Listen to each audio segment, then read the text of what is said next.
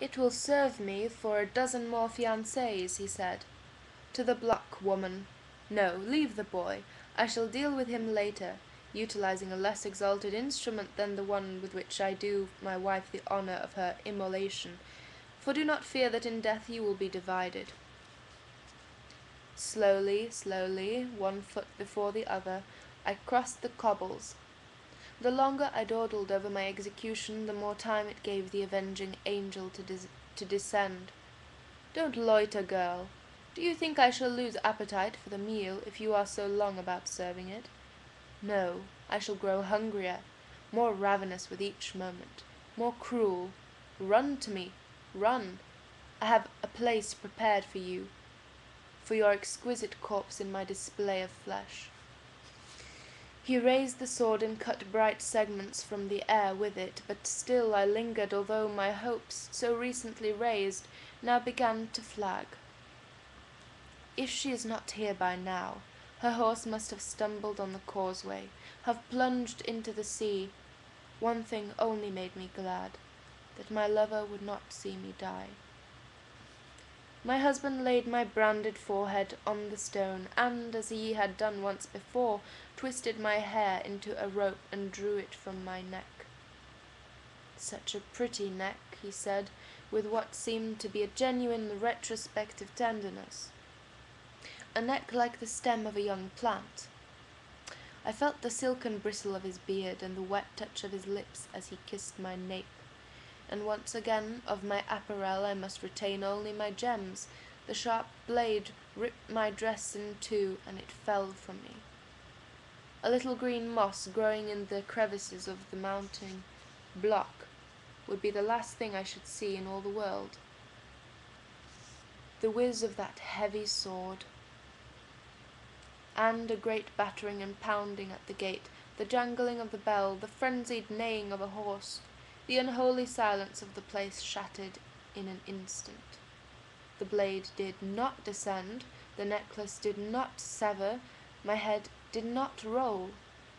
For an instant the beast wavered in his stroke, a sufficient split second of astonished indecision to let me spring upright and dart to the assistance of my lover as he struggled sightlessly with the great bolts that kept her out. The Marquise stood transfixed, utterly dazed, at a loss. It must have been as if he had been watching his beloved Tristan for the 12th, the 13th time, and Tristan stirred, then leapt from his bière in the last act, announced in a jaunty aria interposed from Verdi that bygones were bygones, crying over spilt milk did nobody any good, and, as for himself, he proposed to live happily ever after. The puppet master, open-mouthed, wide-eyed, impotent at the last, saw his dolls break free of their strings, abandon the rituals he had ordained for them since time began, and start to live for themselves. The king, aghast, witnesses the revolt of his pawns.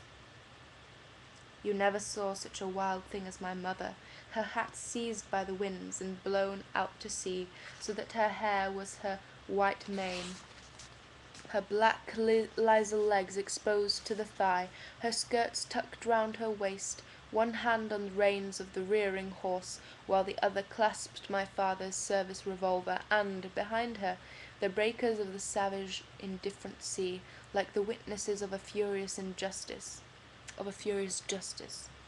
And my husband stood stock still, as if she had been Medusa, the sword still raised over his head, as in the clockwork tableau of Bluebeard that you see in glass cases at fairs.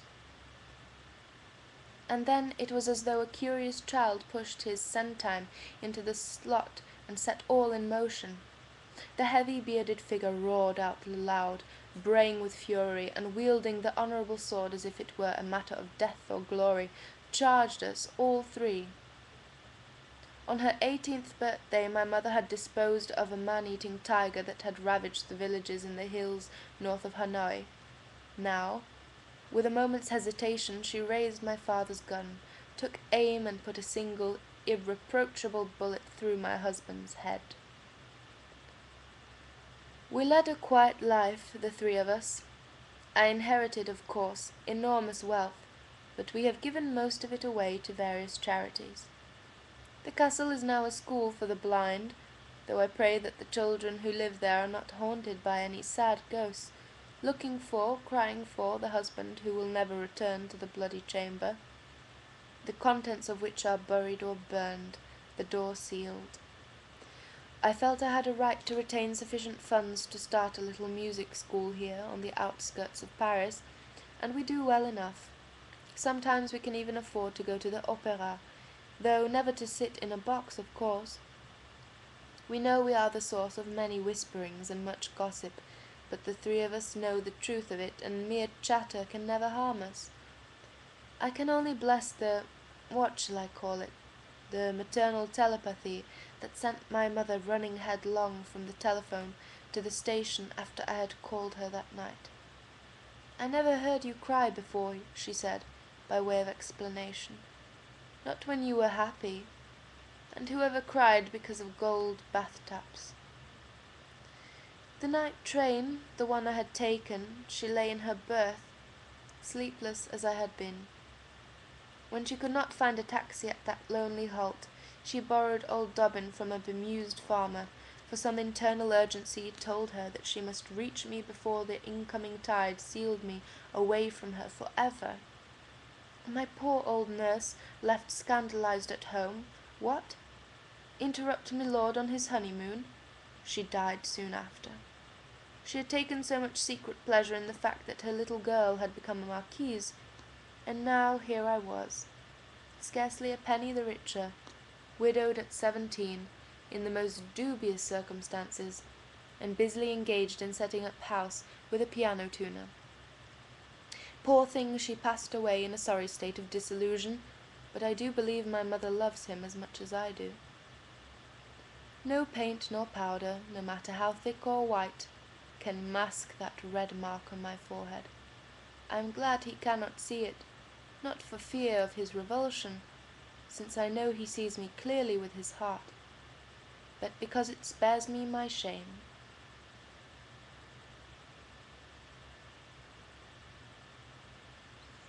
The end.